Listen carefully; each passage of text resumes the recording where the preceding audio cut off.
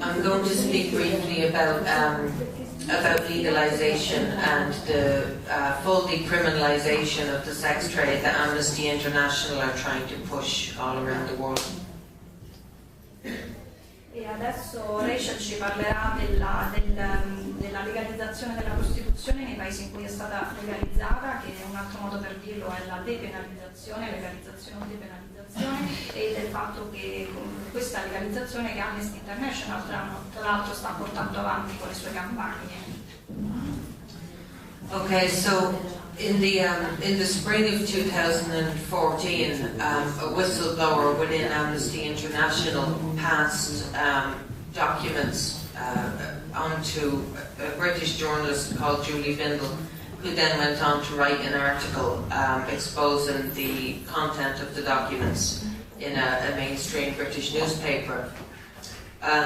The content of those documents revealed that Amnesty were pressing for the full decriminalisation of the sex trade all around the globe in terms of their own policy position.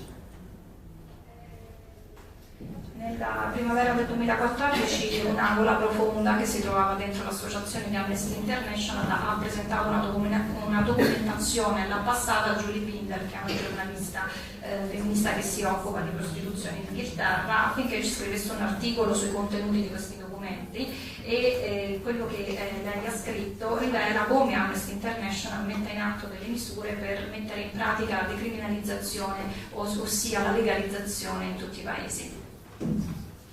I've seen these original documents and I was amazed to see that Amnesty were actually calling for the rights of men to buy sex. They've gone even further than the people who were protesting here today have gone. They've gone all the way to impeding a man's right to pay for sex may be injurious to human health. And I said to myself, a pimp could have written that. That's so bad, you would think a pimp had written that.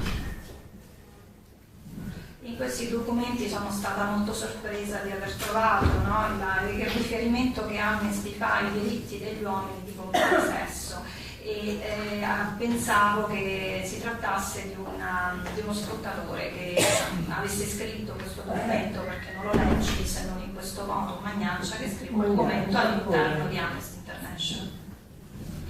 So anyway, lo and behold, the plot thickens, and it turns out that a pimp did in fact inform that policy. His name was Douglas Fox, and he was involved in the Amnesty chapter in the northeast of England, and he heavily influenced that policy in 2008. It took them that long to infiltrate all throughout the different Amnesty chapters, and finally get it all the way to the International Secretariat. And here we are now. It's a major coup, of course, for our political opponents to be able to say, oh, but Amnesty International are on side. Amnesty International is a men's rights organisation, as far as I'm concerned. I do not see how, when they are calling for the full and total decriminalisation of pimping, they can pretend to be a human rights organisation. And let's be clear, the full decriminalisation of prostitution along the lines of New Zealand, which is what they're calling for, decriminalises pimping, brothel keeping, pandering, every of the drivers, all of the mechanism, the entire mechanism through which prostitution functions. The landlords who own the brothels, the brothel keepers themselves, everybody is decriminalised underneath that system. E poi è saltato fuori che proprio un magnaccio, uno sfruttatore, ha dato delle informazioni alla Amnesty International che si chiama Douglas Fox. Questo ovviamente è accaduto nel 2008 e poi è arrivata, diciamo, questa informazione piano piano è arrivata al segretariato, no, internazionale di Amnesty International, che ha adottato poi questa posizione. Parliamo di Amnesty International, che è un'organizzazione per i diritti umani. Io non riesco a capire come continui a essere un'organizzazione per i diritti umani quando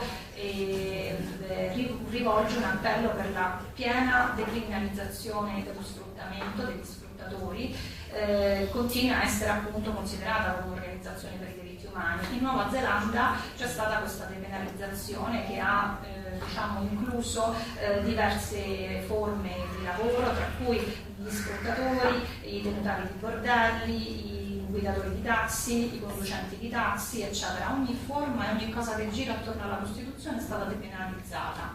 L'indotto. L'indotto, sì. What does that mean?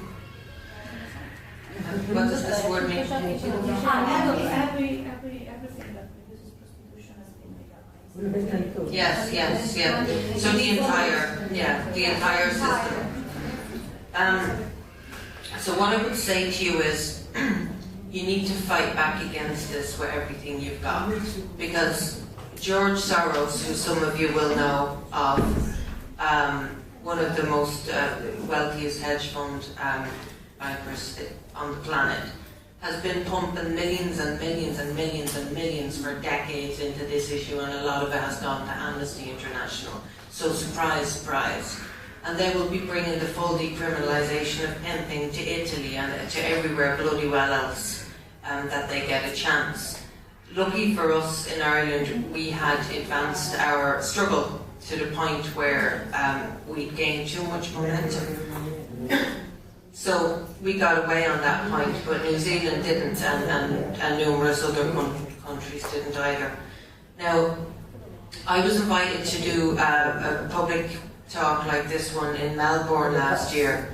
So I said to my friend who I was travelling with, we've got to go to New Zealand because we've got to check out this model that Amnesty's pushing and that our political opponents are always telling us is so wonderful. So we need to know what we're talking about with the evidence of our own eyes. So we went there, and what we saw, sorry, I'm nearly done. What we saw was hellish. It was hellish.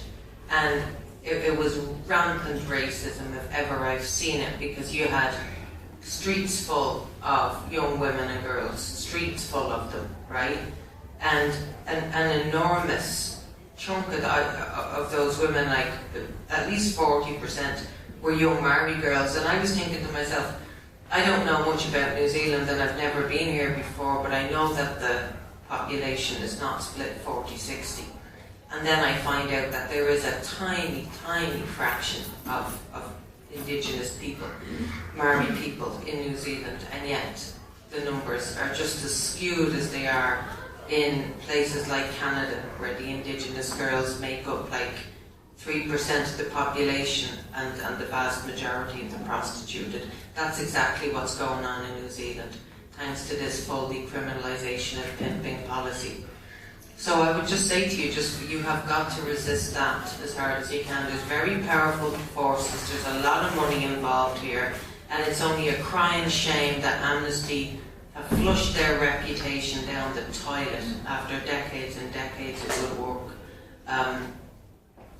I think it's heartbreaking what they've done to themselves, but they're not going to press their message, because I know that there's too much strong activism to the contrary all around the world. Thank you.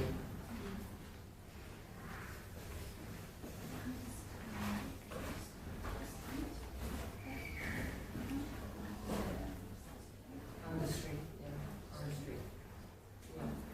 Yeah. No, Maori, not Maori,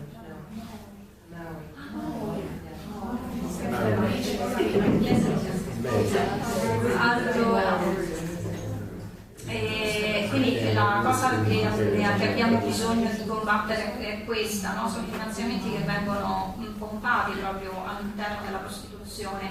George Soros è uno dei più grandi finanziatori, dei più grandi miliardari del mondo, ha messo un sacco di soldi all'interno della prostituzione e anche ha supportato in qualche modo poi Amnesty International in questo, e non dobbiamo sorprenderci. E ci sono molte persone, molti di questi finanziano anche il mercato del sesso in Italia, per esempio in altri paesi. Noi in Irlanda siamo riusciti a raggiungere, a fare una certa battaglia su questo, la stiamo comunque cominciando, mentre invece in paesi come la Nuova Zelanda e in altri paesi in cui la prostituzione è stata legalizzata, questa battaglia è ancora lungi, diciamo, dal venire. In un discorso pubblico che ho tenuto a Melbourne, una mia amica mi ha parlato del fatto che bisognava andare a controllare, diciamo, il modello di legalizzazione che veniva proposto in Nuova Zelanda, e per cui poi Amnesty International si stava dibattendo, che stava sostenendo. Siamo andati in Nuova Zelanda, abbiamo visto quanto il mercato del sesso sia rampante, ci sono le strade piene di donne, una grossa parte di loro, circa il 40%, sono donne maori che provengono dalla popolazione indigena, mentre invece in Canada, per esempio, ammontano a circa un 3%. Comunque la